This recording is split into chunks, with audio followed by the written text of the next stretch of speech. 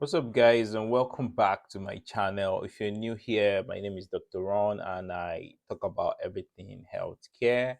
And I'm particularly big on alternative careers for healthcare professionals who are looking to, transition out of clinical medicine and all of that. Right. So, today it's gonna be a quick one, very short, and I'll be talking about the different career options for a dentist who studied health informatics. I mean, what are the options available? Because a couple of days back, I had a live session with a dentist who studied health informatics at Swansea University in the UK. And one of the questions, some of the live from the live audience was, what are the options that are available? I mean, studying health informatics, I mean, it opens a wide range of opportunities, but I think some people might just still want to, narrow it down to the dental profession. So I thought, okay, it's good for me to do a video on this to talk about the some of the options available for a dentist who is looking for how to apply health informatics in the dentistry profession itself. So I've got five today, and I'll just quickly talk about them. So I already have tons of videos about health informatics. There's one we talked about how to get into health informatics in the UK. You might just want to look for it in the channel to put it up there. Or probably I'll drop the link in the description.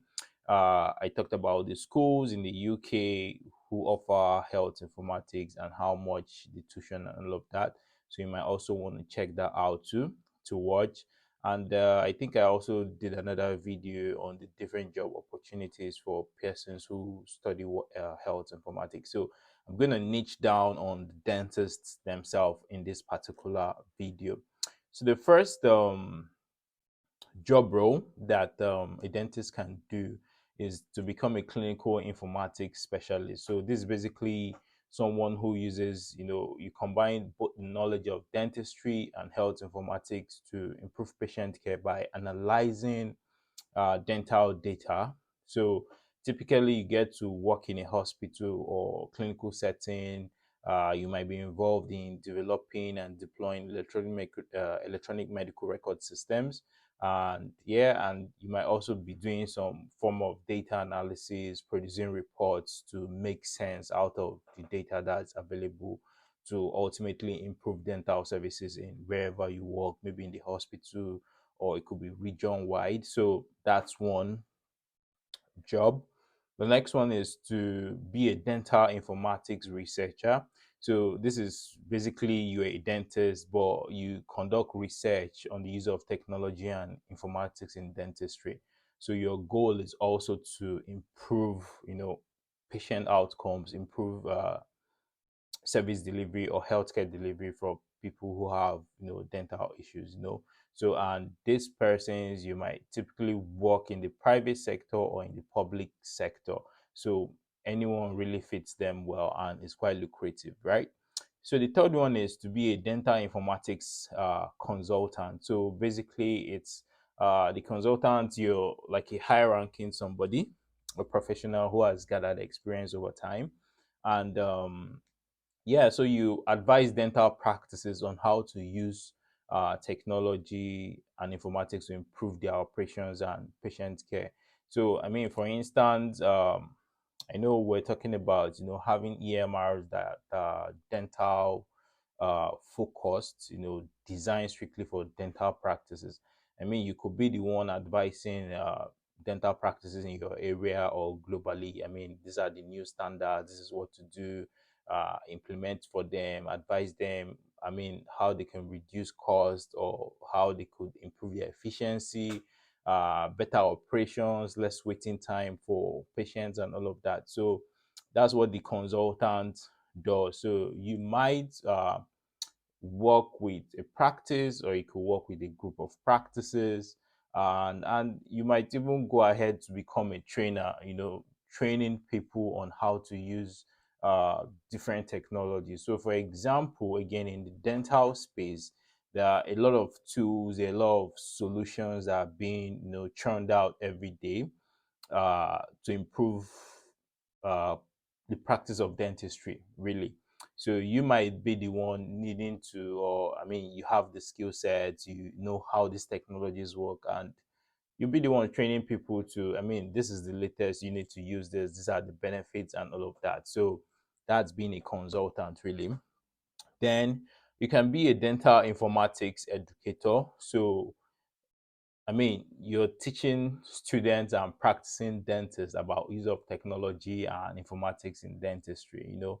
So, and you can work in academics or continuing education settings or hospitals. I mean, so basically you're teaching, teaching, teaching.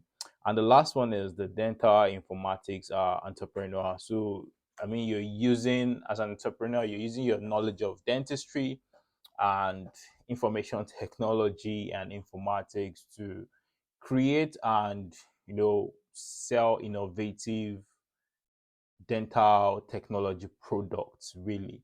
So I mean, when you develop solutions, it could be hardware, it could be software, but bottom line is you're designing something innovative to improve processes, to improve dental practice in general. And also you can also offer consulting, because entrepreneurs, by